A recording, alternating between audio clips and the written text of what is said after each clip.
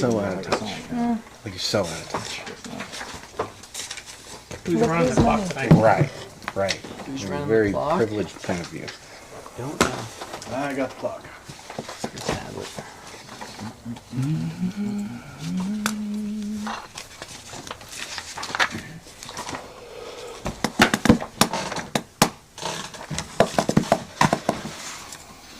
All right. Ladies and gentlemen, welcome to the Planning and Zoning Commission for Monday, June 5th. We do have an established quorum this evening, and I am entertaining a motion to approve minutes of May 15th. Chairman, I'd like to make a motion Travis, to approve the minutes for May 15th, 2023. I have a first, I have a second. Second. Second by Christina. All in favor? Aye. Aye. Any opposed? Hearing none. I'm recognizing persons not on the agenda this evening. Seeing none. Moving down, conflict of interest and ex parte contract declarations. It's not a conflict of interest, but Miss Mitchell is a friend of mine. I get no monetary, nothing from her being approved or disapproved or whatever, but I just wanted to put it out there that I know her personally. Okay. That's straight. Go Yes. ahead. Do you feel you'd be able to base your decision tonight on the evidence that's presented in the merits of the particular application as opposed to friendship? Yes. Anybody else? Okay, seeing none, let's move down to our public hearing and action this evening. Our first action item is a preliminary plat from Patrick Connor from Hubble Homes to approve Silverstone North Subdivision preliminary plat consisting of 17.18 acres located east of South 5th West Street alongside Paiute Street North. Mr. Jerry. Thank you, Mr. Chair. This should be a familiar one for everyone. As mentioned, it is at east of South 5th West Street along Paiute Street North, just north of the current Silverstone subdivision. So this plat came before this body and also by the City Council and was approved on January 10th, 2022. However, the applicant failed to file and obtain the certification of the acceptance of the final plat or a final plat within 1 year, so it expired. What the applicant has submitted is the exact same thing that they submitted last year. Or I should say 2 years ago. The Silverstone North subdivision is proposed to consist of 73 lots with 49 single-family home lots, 14 fourplex lots, and 10 common lots. The development will provide a total of 105 dwelling units at complete build-out. This is also, for the most part, a very similar staff report to what you guys saw if you were on this board during the past. However, we did include the conditions of approval that City Council actually put on it when it was approved. Those are conditions 4 and 7, and 8 is a newer one, but it has been a new item that City Council has asked be placed on all development applications, which just concerns the city's ability to provide water at the time of development. So the other two that are of note is that the applicant shall limit sod in the front yard of each lot to 50%, and that the applicant shall provide additional walking paths, water sewer infrastructure, and applicable easements as identified on the original approval documents. What that does is it's going to provide essentially stub outs to the property owner to the west, so that when they want to develop, that it's a little bit easier for everyone. Another thing, we did receive 2 letters, so take note that when we do the public hearing that we did receive 2 pieces of correspondence expressing concerns about this development. Traffic was a key note of both of them. Note that the TIS that was submitted is the original one that was submitted. Staff was able to determine that we haven't had any substantial changes in that area that we believe would merit a new TIS. We believe that the determinations from the original reflect adequately what is there today. Other than that, we have reviewed the standards and procedures when it comes to preliminary plat and also design standards for R4 development and multifamily development, and have found that the preliminary plat meets those requirements. With that, that is all we have at this time, and Mr. Chair, if you see fit, I would yield the time over to the applicant for their presentation. Okay, please.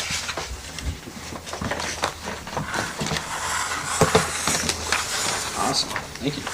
If you could just say your name. Good evening. My name is Patrick Connor. Address is 701 South Allen Street, Meridian, Idaho.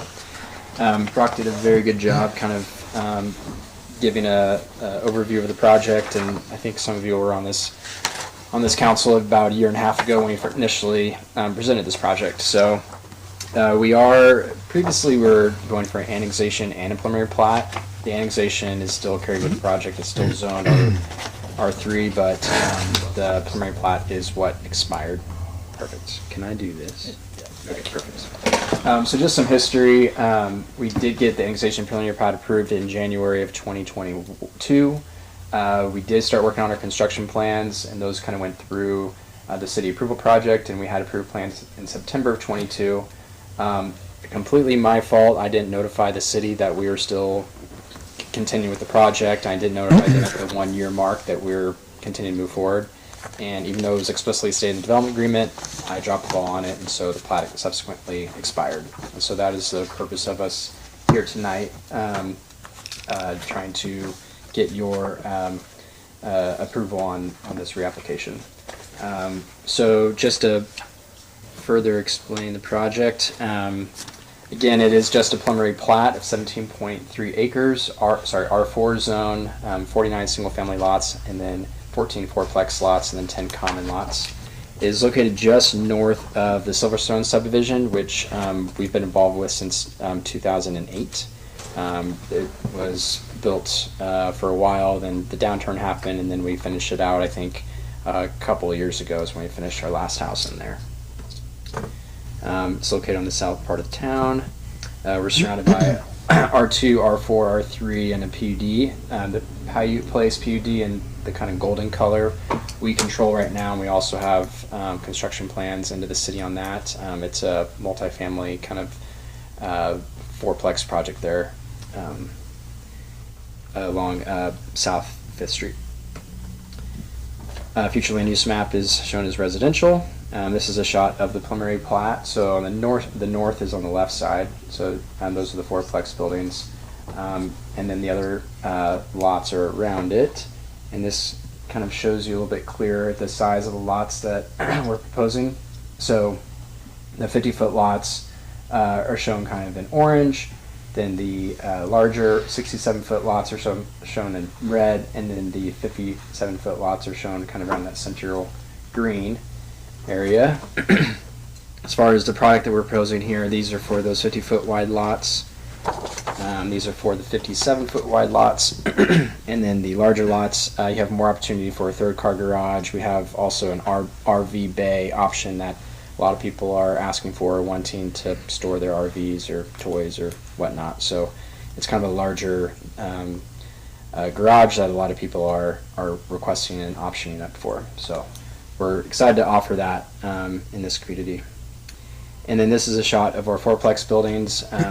They will be commonly owned by one single owner with a common HOA maintenance group. So it will all look very uniform. Everything will be maintained. There will be HOA dues that maintain the grounds in the area as far as those fourplexes. And then here's the landscape plan. In the blue, you'll see kind of a low water landscaping, trying to keep it more, not necessarily zero-scaped, but have some green bushes, but also some gravel and native plants in there. And we'll have a kind of a common walkway through the middle of the project, and then a picnic shelter in the middle. And then, as Brock said, one of the requirements that the City Council asked for is a reduction in the amount of sod that we have in the front yards, and so we agreed to having 50% or less of sod in the front yard. And in addition, one of the items that was requested is to have sewer and water and sidewalks stubbed to our neighbors to the west. and just wanted to confirm that we wouldn't impede any access of any neighbors that use existing easements along our east side or on the other side of the street. The two primary access points will be from the south of Silverstone to the south, and then Paiute Place to the north. And we did have a traffic study that was done, which as Brock alluded to earlier, and so that's part of the submittal packet. And that summarizes our project. We are trying to get started as soon as we can. I was telling Brock earlier, the economy is kind of weird. We're going through kind of a ownership change at our company. Things are going really well, and there's a lot of interest in Idaho, obviously, and in this particular area.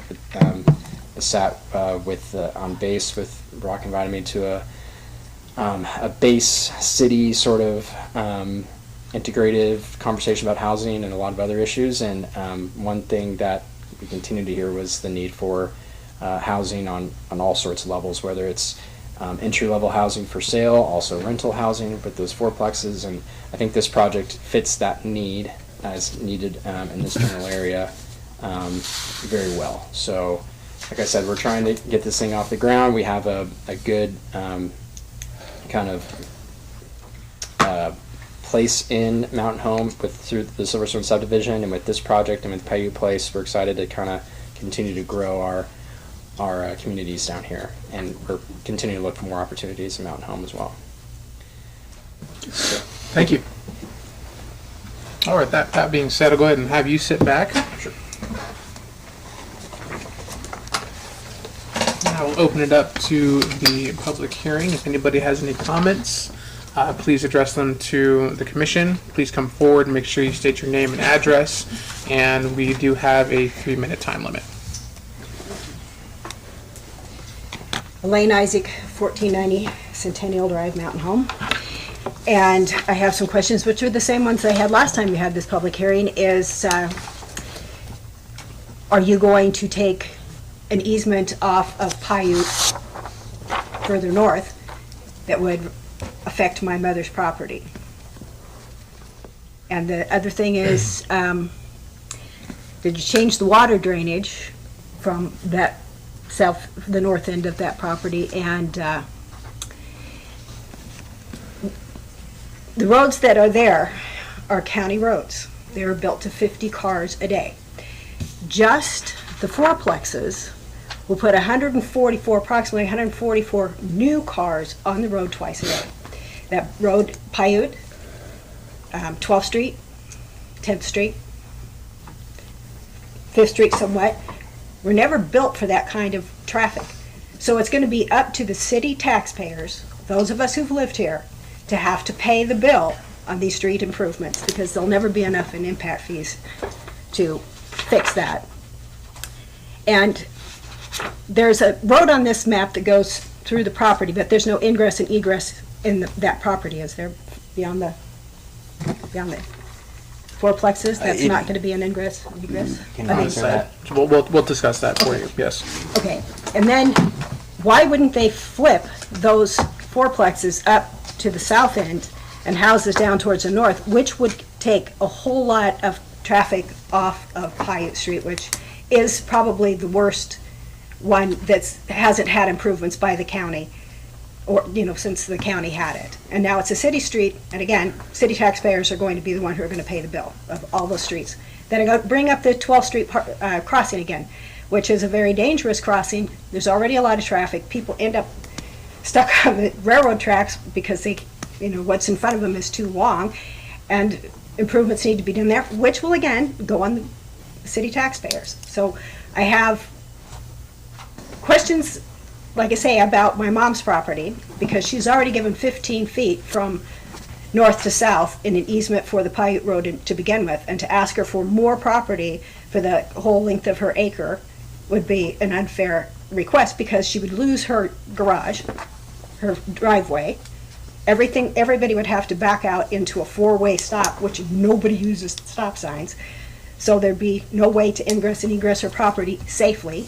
And then her renters would be affected, her warehouse would be affected, and the people living just down the street from her Their driveway is about as far away as her garage driveway is. It would take away their driveway completely to their house to have that. So it'd be interesting to know whether there is going to be any kind of taking of the property. And I have one whole second to go. Thank you very much for Thank your you. time, ladies. Thank you, Elaine. Misty? Commissioners, Chair, what do you like, oh, sorry. I want to reiterate kind of what Ms. Isaac was saying, and also on the corner of Isaac, Paiute, and Gillespie, that intersection, nobody uses the stop signs, runs right through it, and you're going to have to figure out how to get this road extended without taking other people's property, which the mayor did say that he was not going to eminent domain when Mr. Poole said, I will put up a fight if you try to eminent domain my property on Gillespie to make this a through street when I'm in the county. And this is going to affect some of those residents out there that are county. And I hate to reiterate what Ms. Isaac said, but that's on the taxpayer's dime. The impact fees that this developer is going to pay is not going to help with the streets immediately with the added traffic. And then also on the packet that was given out on this project last year, it did say that it would not affect the property's values. And we took that to Josh Dyson and he said that is incorrect. It will affect values of those houses in that area. And that's all I have to say. Thank you. Hey, Misty, do me a favor and sum your name and address too. Just state it. State it. Oh, Misty Pierce, sorry. Thank you. Donna subdivision.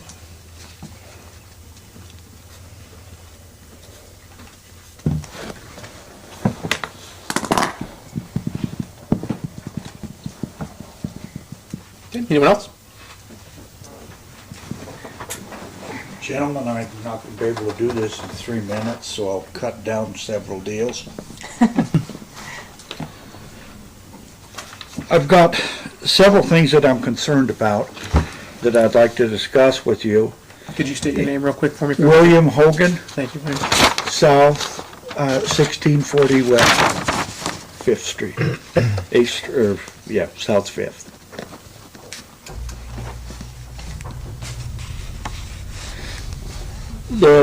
One of the concerns that I have is that my property is on the east side of this proposed subdivision. I'm concerned as to why those lots are only 50 feet instead of 57. I'd like to see those lots bigger, and for several reasons. Parking, I think, is a major deal and will be a major deal in this subdivision. And your requirement for 2 parking spaces per lot, gentlemen, you need to look at that. That's not enough. And the reason that I say that is there is the fourplexes that are across from me on South 5th. There's over 5 parking spaces per fourplex. And those people are still parking on South 5th West. You'll have 2 or 3 during the day and as many as 6 and 7 at night. Now, 5 parking spaces should certainly be more than enough, but that's a long way from 2, is what you're talking about. The other thing that I'm concerned about, of course, that everyone else is, and that's water. You're popping wells at 1,000, 1,500 feet right now. I've got a well that's 460. What's going to happen to that? Are you going to come in and drill that well deeper? I doubt it. But it's a major problem. The other major concern that I have is this obstructs my view of the mountains. especially if you're talking two-story homes. And I'm not against the subdivisions and the growing of mountain home, but I've been here a long time, and that property's been there a long time, and it's a beautiful view. And to lose that not only affects the price of my property, but my personal being as well. And I would ask that you look at that. Thank you, William. The other things I won't even get into until you have another meeting. Thank you, gentlemen.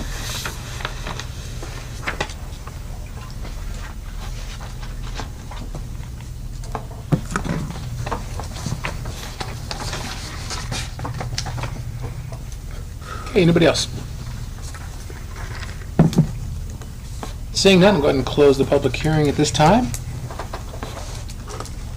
All right, and I will bring you back up since you're already here. Commissioner, where do you want to start? Traffic study. So as I recall, we already did a traffic study the first go around. Have we done a traffic study since Morning View has grown? Is that, like, was there a new traffic study done? A new traffic study, I would have to review the scope of the existing traffic study. I believe it took into account Okay. Morning View at full build out, but I would have to verify that. Because if we're talking 2 years ago, we're talking 2021, right? Correct. About. If we're talking 2021, Morning View was just it was just a baby subdivision at that point. And, you know, we still have Silverstone, which, Hubble completed all the way down to Ray Lynn. And so we have all of the added Ray Lynn and NB, and then we have all of the added stuff from CDH. And so, like, all of that put together, you know, what is that traffic looking like now? I'm just curious. Water is such a normal topic whenever we have these things, especially when it comes to subdivisions. I'm glad Richard is here. But I also wanted to know about that easement that Miss Elaine was talking about as well. Is she, I think that's probably the biggest thing here is it's basically infill, right? And we've got the county, it's still basically the county, and so they still have their services that they run off of that is like theirs, septic, well, all that stuff. And you guys are tapping into city utilities, like how much longer before they're basically ousted out, if that makes any sense. Those are my questions, I guess. I'm just kind of taking into account the homeowners that already exist there, and then also the homeowners that we want to put in there as well. Don't get me wrong. I see the market, and we are in desperate need of inventory. People need housing, but at what cost? Yeah. May I respond or do? Yeah, no, absolutely. Yeah, this is between us now, so yeah. Okay, great. Thank you for your concerns. I think they kind of reiterate a little bit what the neighbors brought up, and it's definitely worth talking about. I don't know if Brock's looking at it right now, but the TISs that we do look at the full build out of all the projects that have been approved whenever we did that study. Mm-hmm. So the subdivision that you mentioned would look at the full build out of those and their effect on like a 2-year, 5-year, and then I think a build out. So looking probably like 10 years out. Mm-hmm. So it did take into account all of those. I think they brought up a few times about a 4-way stop or stop signs that folks don't respect, or I don't really know exactly the issue there where people are running it, probably because there is just so little traffic and maybe they don't see a need to stop if they're not seeing other cars there. Mm-hmm. Potentially, if as more cars are on the road, there will be more of a desire to be safer. So again, I don't really know why folks are behaving in that way. The purpose of having the project designed the way it is with the single family to the south and the multi-family in the north is to have the adjacent uses basically the same, with the single family in Silverstone South and then Silverstone North next to each other, and then fourplexes there. Again, there's some adjacency to Paiute Place. We are improving the frontage that we do have on Paiute Place, and there are two, I think, duplexes that also improve that frontage. So there is some widening and some curb and sidewalk going in there. So it will be improved where we can improve that street. Okay. As far as the extension to Fifth Street, I don't know what the plan is for that. Usually they don't really widen or improve the streets until there is like a redevelopment application or something like that. Okay. We're doing everything we can, at least for the project, for the frontage that we control. And then obviously the adjacency of the county subs or the county projects next to us, or homes next to us. So, like I said in the presentation, there is some easements that folks will still be guaranteed along the east side, so we wouldn't infringe on that. And along our east side, there is, I think it's 20 or 25 feet of, it's shown in green, but that's a sewer easement that's going to stay in place. And then on the other side of that is the actual like driveway along that east side. And so there will be some buffer between our homes and that existing driveway. So just for clarification, you are not encroaching, you're not encroaching onto that easement. Correct. We are not encroaching on the easement. And we're ensuring, we'll actually probably improve some of the drainage in that area as well, just because we'll have folks' backyard right adjacent to that sewer lot, as well as the easement. As far as on the west side about protecting views or anything like that, that's not something that we that really exists as far as like a protected view court or anything like that. So it's not something that we can necessarily protect. Again, in the comprehensive plan, this whole area is slated for residential. One of the big things that the city talked about is extending the utilities to the west. So if and when 5 years, 20 now is 120 years from now, there will be city utilities there, so they can tap onto the city services, which is a big win, through a pedestrian pathway. So if the next lots develop, they can also connect with pedestrian access there to kind of create a complete community and planning for that. Yeah, I don't know, maybe someone from the city can talk a little bit more about the city's plan on road improvements or ownership there. I thought that potentially those roads would be owned by the city in the future. Maybe Brock can clarify. I don't really know. At least Paiute Street. Well, I'm going to give that one to Rich, our Public Works Director. Yeah, I think that would really help, because we're doing everything we can, and we're going to dedicate all the right-of-way and the streets to the city. So I think there needs to be like a common chain connection to the city streets there. And another thing that we've said before is we are connecting to city water. We're not drilling any wells in this particular property. As far as how deep folks' wells go, everything like that, it's a valley-wide problem and issue that we're all trying to deal with. I know there's some things that different ideas of having more infiltration systems into the groundwater to help that area regionally. I know that it'll take years for it to help grow the groundwater or grow the aquifer, but at least it's a problem that folks recognize and are trying to address. And I think in the long term, and when adjacent neighbors do want to annex into the city, there will be less people having their private wells, and they'll be able to connect to the city water infrastructure. So I think that's the intent of having the appendages of water and sewer to our edges. And why you see the subdivision design the way it is, with the streets going east and west, north and south, just to try to pull everything together if and when they do develop in the future. Gotcha. I don't know if that answered everything. No, I appreciate it. Very detailed too. So, Yeah. Thank you. I do have a question for Rich. Rich, tying into city water will not affect any of the wells that are out there. Well, we don't have, the city does not have a well out in that area, so it would be drawn from all of our other wells. That's going to push the water to this place, to this property. What about the well that was just put in? the one across the tracks by South Main, on Yes. South Main. Yeah. Well, that one's good. That one will push, that one will. That will feed that. That will feed that also, because it's gonna feed everything else all through the city. Also, sidewalks. So, Mr. Connor was talking about, them basically taking care of the frontage roads. I mean, I'll be the first to tell you, I live in Silverstone, and those, little back roads and stuff, I'm afraid to run down those back roads, because people do not watch where they're going. So like, is there any plan to, kind of like what Mr. Connor said, to kind of take over and, does the city basically own those roads? Would they improve those roads in the future to kind of match everything around there as well?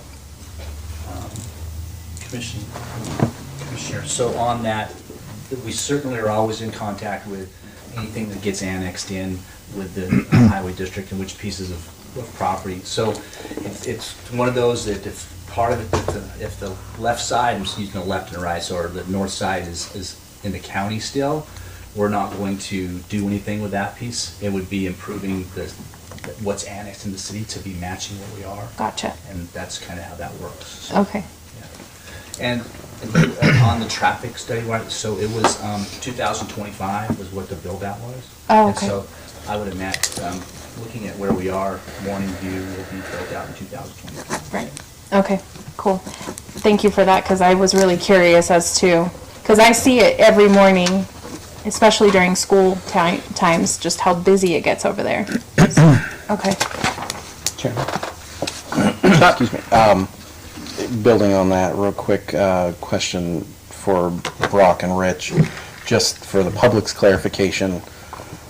The roadway along Paiute Place prior to any annexation of this property is county roadway along Paiute, correct? No. It's kind of a mix. It's kind of, You didn't take the whole street? I think usually when we annex things, we do take the whole street across, but that's how, because it's kind of one of those things where, I don't know, I need to ask, that's when we've had a question with that before. Do we end up taking the whole thing, or is it still just from the center line? To the center. Most of the time when we do that is, we will, because we have all of our infrastructure in it, that we usually take it over and start doing things, so. But, you know, they're not paying taxes on their half of the street if it goes out to there in the county, so that's kind of how that kind of works. I thought you had to take the whole street. I thought that was the law. Rich? And I don't know that, Sorry. that's okay. Clarification. How does that work with that? I mean, it's one of those things that's been up in the air. We've been talking about that was the same thing we had with Daniels Road, whether we're going to take all the way across or not, so they say, anytime we get with the highway district and how that kind of works, we just kind of always barter what we're going to be doing.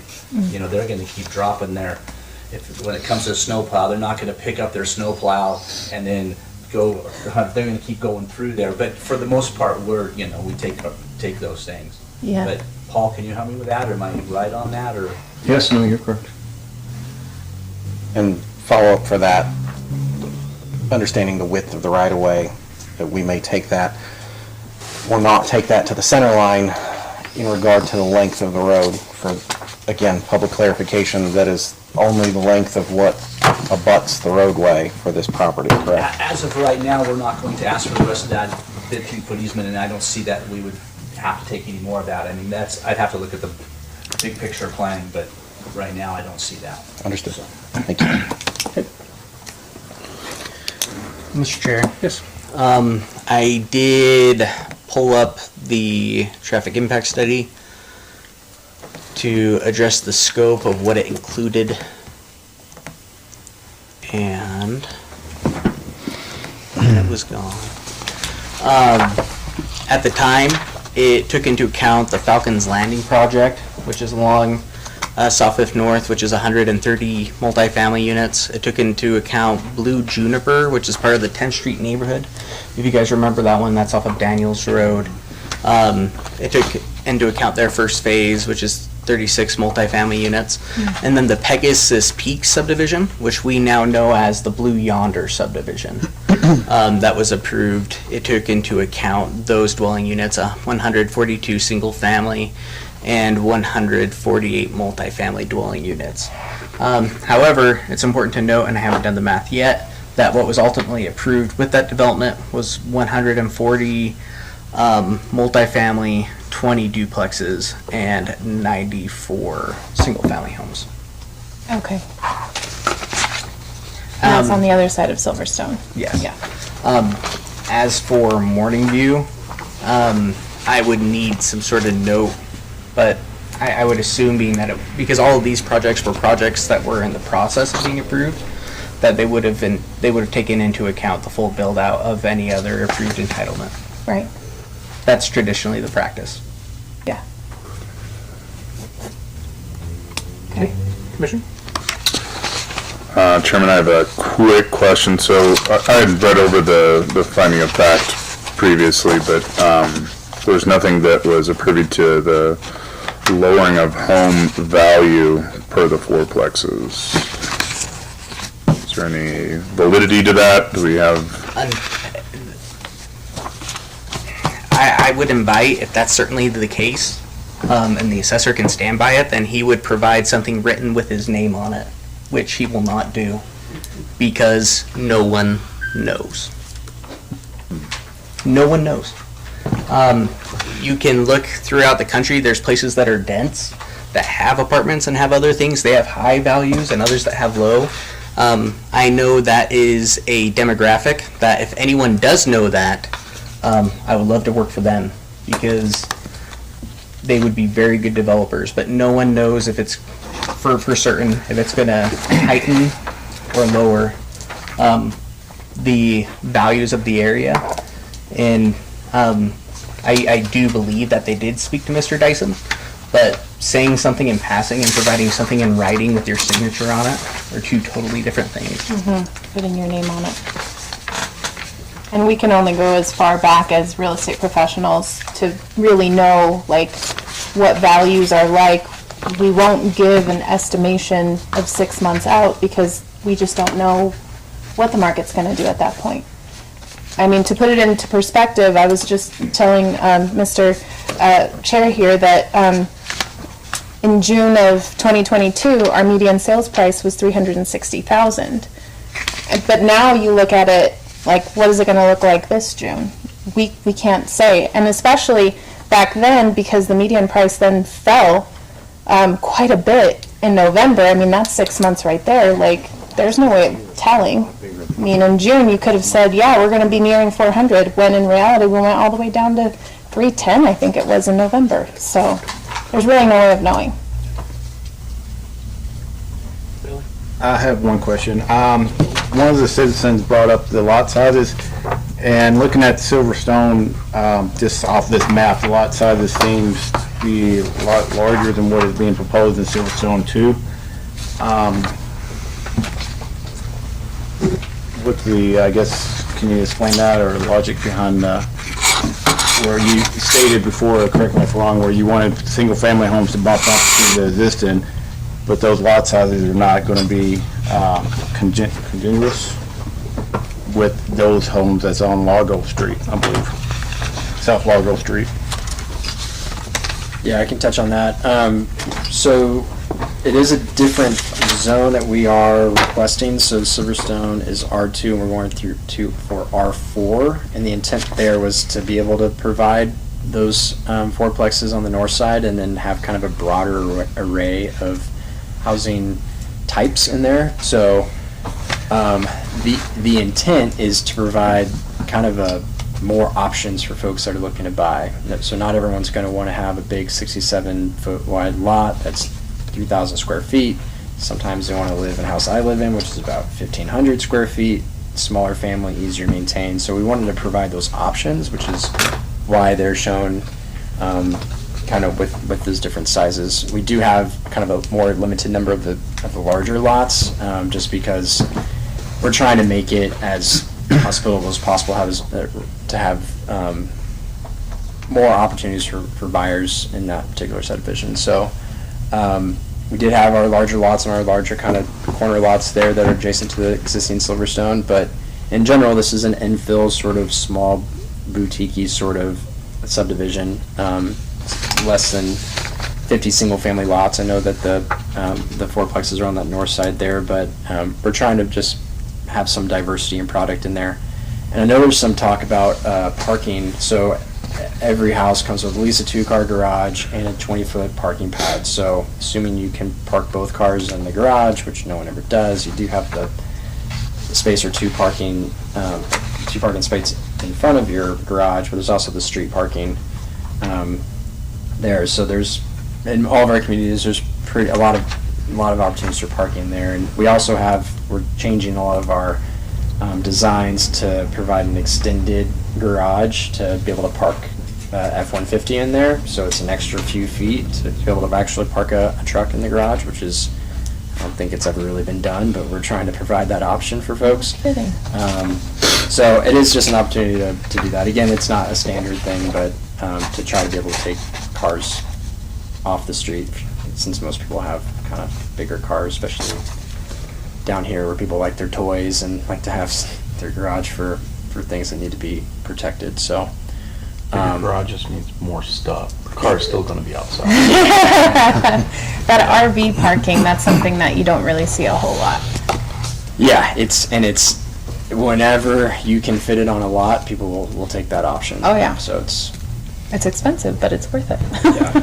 yeah. I saw the subdivision. I don't know the name of it, but it's on the west side of 84 as you're driving south from Boise. But a lot of those new builds have Blue Sage. Blue Sage. Okay, yeah. Took advantage. Yeah, of they that have the RV They parking. look good. They're all custom built. Yeah. Yeah. Yeah. So anyway, we're just trying to provide that option for folks and as well. Mr. Chair. I know we discussed this exhaustion, but looking at Silverstone and looking at smaller lots, I know we don't have crystal ball and value, but based on your professional, the smaller lots going to decrease or increase? I know. So I can tell you what staff reviews when we review this, is we look at what are our design standards for the R4 district, which is zoned, and the preliminary plat. And it meets all of the minimum requirements. That's what I can tell you. The value is hard. I think it's very difficult to prove. If anyone ever brings in hard facts and figures to us, I would think we would definitely look at those and give those the analysis, but I can tell you that the applicant has met all of the requirements in our code when it comes to our design standards for the multifamily component, when it comes to the design standards for the subdivision component. There's not another subdivision with this type of lot product, is there? So as far as having like a mixed product, where we have the fourplexes platted on individual lots, no. But the most reminiscent of this one that has been recently approved by this body would be Blue Yonder. However, Blue Yonder's fourplexes is all on one lot. Now, Colonial Estates, I think they have a few duplexes in that same area, and then they have the single family stuff around there too. And as I mentioned before, the property values there no different than Silverstone and Morning View. And maybe, Councilman Drake, it sounds like you're a real estate professional, but when they do the appraisals, they will look at only like properties. Right. So they'll look at the lot width, they'll look at the square footage, and so that's why, like Brock was saying, it's hard to say if the presence of multifamily housing makes an effect on that, because they're not on the same comp list on the appraisals. Right. So you're not going to They're not like properties. correct, yeah. Okay, Commission, anything else? Chairman, I have a couple questions real quick, if we can cover these. One thing I've seen in my time in city council attendance in the audience, city council questioning yard-to-yard alignment. I see that really is only affected what seemingly is on the south end with existing homes with backyard-to-backyard alignment. I do recall several instances of city council making that question. Do we have an overlay of what the neighboring I guess we do on the zoning map. Are you able to pull this one up, Mr. Chair? Yes. Commissioner, one thing. Slide 7 kind of If I shows may, it. one thing with that too is that is gonna be a road eventually, so it's not back to back. So it's not back to there's a- back, okay. It's a road. Understood. Slide Okay, well, that answers that question. A road where? Where are you talking about a road? On the south side, right, that's a road Be careful. that will connect. Sorry. Okay. See, now, I was no. told Do that. here, excuse me then. So that becoming a road kind of negates the question that I was Eventually, going it's to not have. gonna be a road right away. But- It'll be dirt. and- Intended in the future. Okay, understood. Two more questions. One harkening back to the parking topic in regard to the fourplexes. I don't think we expressly stated how many parking spaces per unit there are for the fourplexes. Yes, I can touch on that. I could sit here and count, but I know that whenever we design it, we typically have minimum 2 spaces per unit. So each building, with it being 4 units, there's at least 8 spaces per building. And just looking at this, I think we actually have more than that in this particular layout. And I can actually sit here and count them, but I want to say it's probably 2.5 per unit. And it's different for every community, but usually the minimum is it? Well, sometimes they base it on the number of bedrooms. I know in Boise it's like 1.5 per 2 bedrooms, and then for 3 bedrooms it gets into 2, and then they have 1 additional space for every building. So, does it have it on there? I'll find that answer, Commissioner. While we're kind of poking around our literature on that stuff, Mr. Connor, I have another question for you. Another thing that I've heard both this body and our city council have come up from public comment in the past is the existence of new 2-story development near existing residential single level. In this case, it looks like we've got some of that on the north end with the 2plexes. Obviously, the possibility of some of that with the Silverstone subdivision, south end border. Do we have any concerns as a body, as staff, that question may come up here in front of city council? I guess looking backward and forward, that's a topic that has come up. It's been a hot button issue at times and not mentioned at all at others. In terms of the orientation of those fourplexes as they back up to existing what would be in the county residences, do we have any concern there that we need to mitigate as far as maybe the alignment of those towards those properties? I know in the past we've had a 3-story unit that the bottom level, the developer had looked to move that below grade to kind of mitigate some of those concerns. Yes, so in the R4 zoning district, there's a 30-foot maximum building height. That pretty much solves that. So that is there. However, what you're referring to, and where there's some discretion by this body or by the city council, is we do have items in our comprehensive plan where we can kind of look, well, is it harmonious? Like, which gives this group some discretion of, protecting neighborhood characteristics or design standards. But then again, it's something that you have to be careful with. Sure. Because by right, you could argue that the minimum requirement is 30 feet.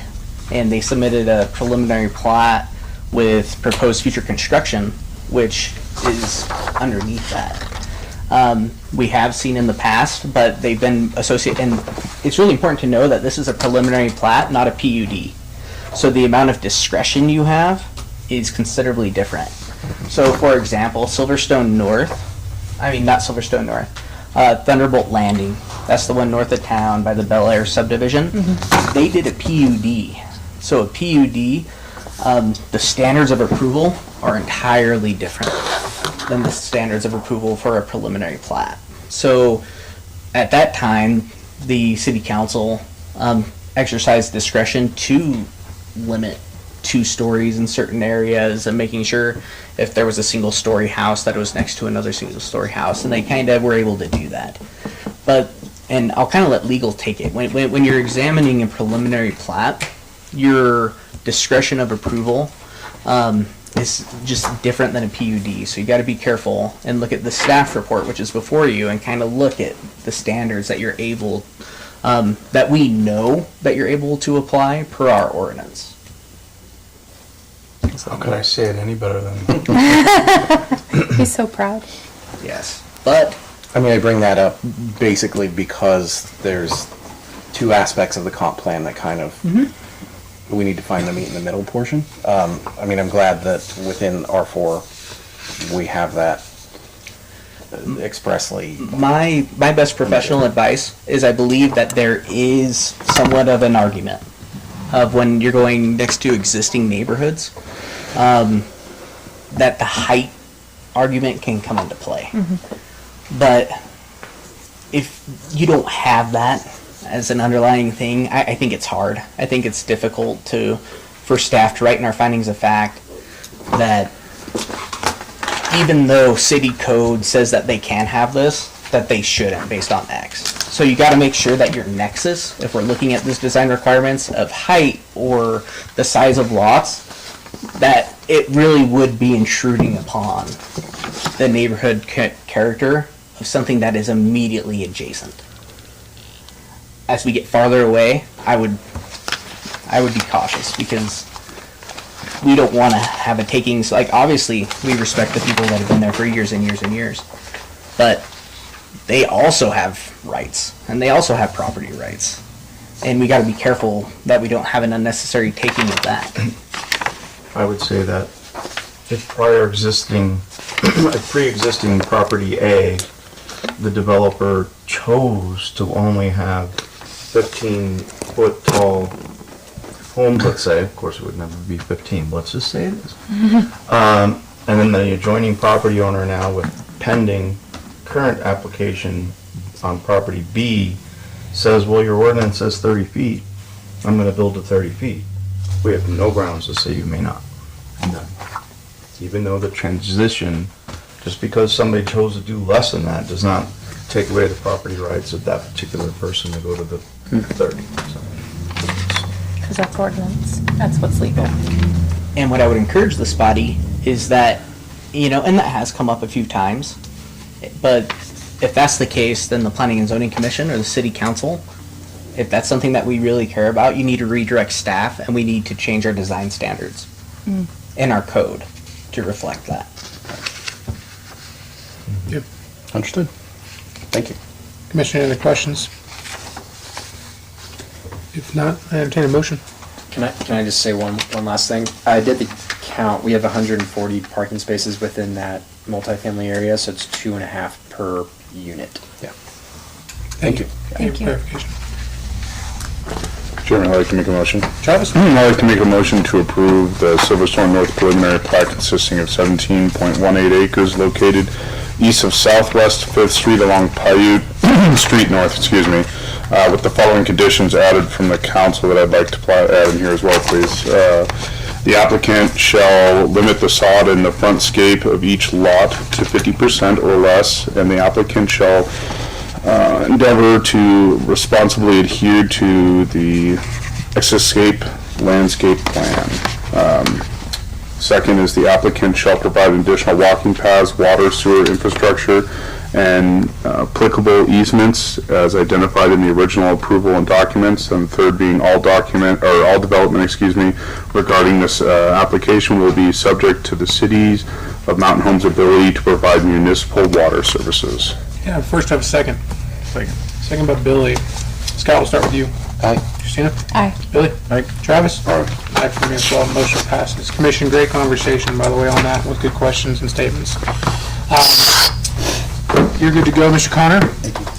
Our second action item this evening is conditional use permit from Mitchell Roof. I'm sorry if I butcher your last name. A conditional use permit to allow for an event center located at 165 North 2nd East Street.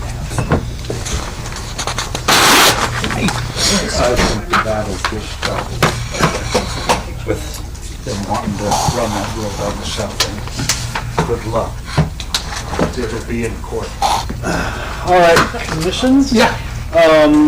Want to introduce you to Mitchell Roof. She is here for a conditional use permit to create an event center. The event center is at 165 North 2nd East Street. You remember it as the studio most recently. Some keynotes to be aware of in this application is that it is in the downtown parking area, so there is no parking requirement in this area, so that's something key to keep in mind. The building that she's looking at has kind of a sordid history. It has been a fitness center. It also was a bar at one time, so this fits with what's happened in the past there. It fits very well, actually. If we go to the comprehensive plan, one of the things the comprehensive plan identifies is the need to create more event-type things in the downtown area. This meets that objective from the comprehensive plan. One of the things that was put in here as a design standard is that Ms. Mitchell will have to coordinate all of her interior decorations with the fire department to make sure that they meet fire code. She did do all of her sign postings. We got all the mailings. She met all the requirements for the project. So with that, I'm going to introduce you to Mitchell Roof. Okay. Hi, I'm Mitchell Roof, 613 West Marshall Drive, Nampa.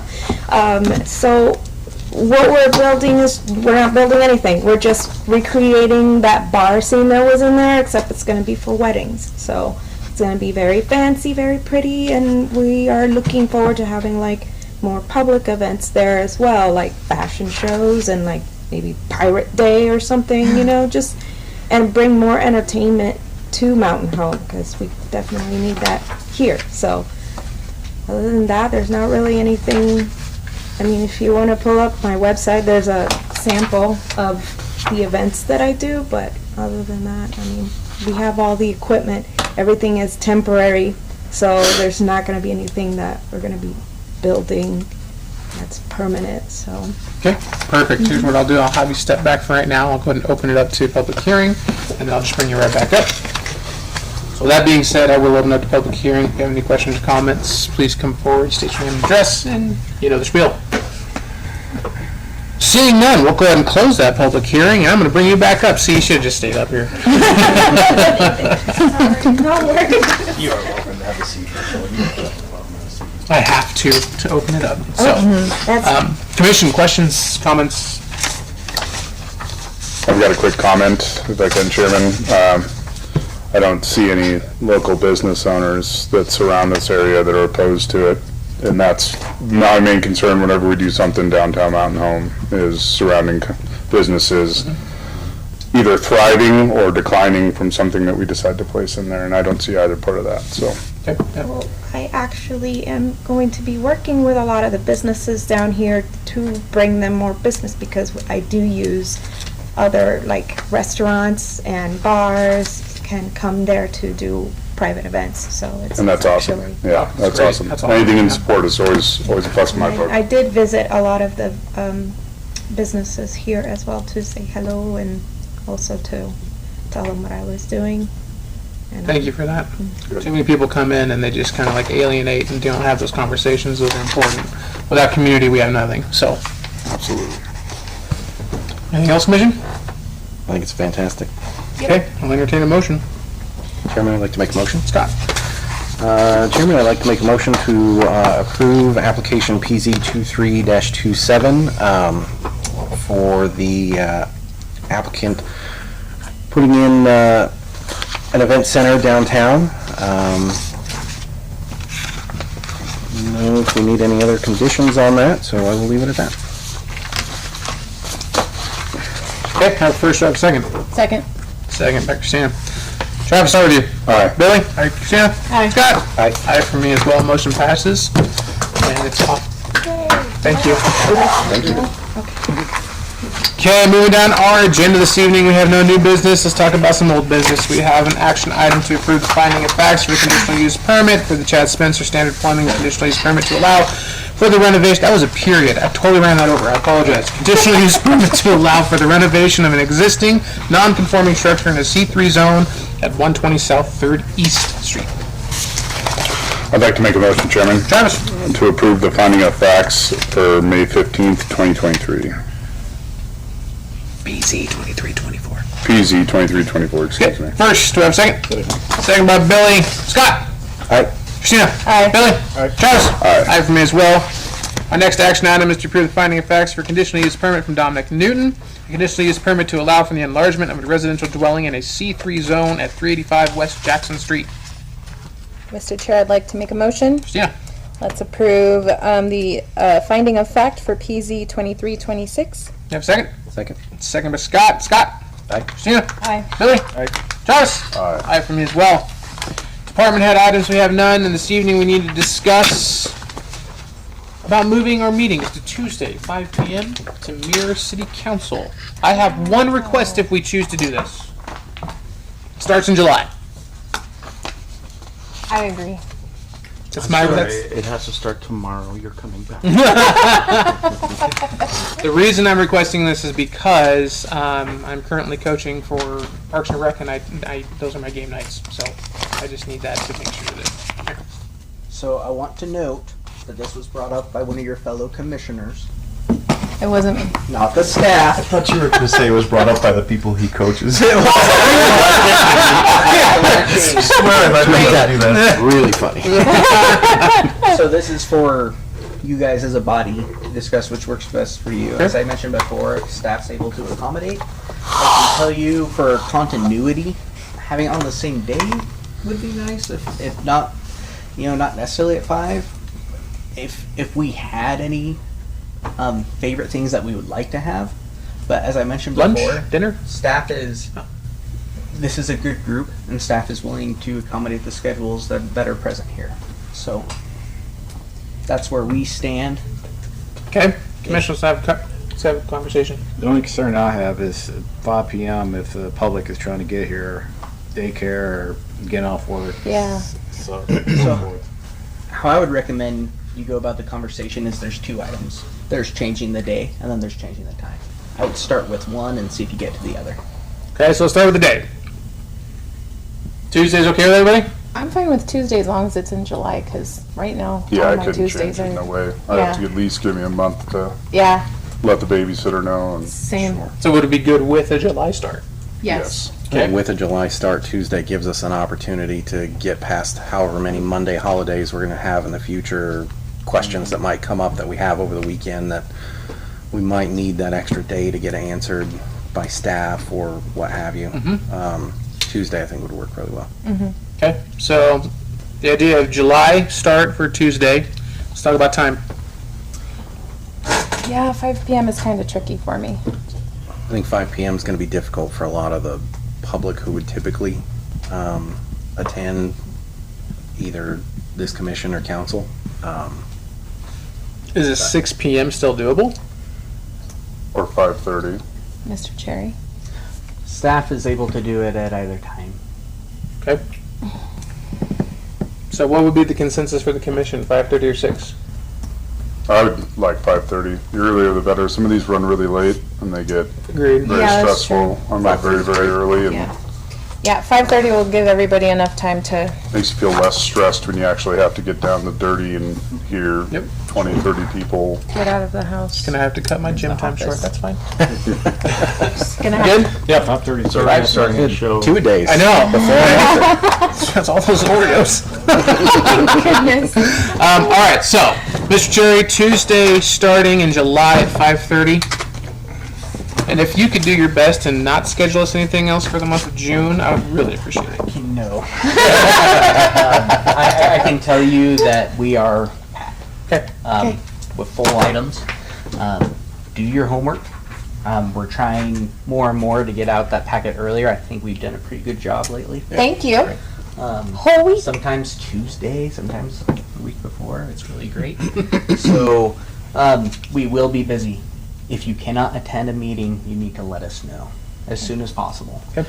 Because that lets it, like, if it does come to the point where we don't have a quorum, it gives us time to find some sort of solution. Okay. So please let us know if there's things that can't be missed. Let us know. But it's a busy summer. It's development time. It's when they do their stuff. Yay. Sounds good. Okay. Ladies and gentlemen, we are adjourned 7:04. Thank you.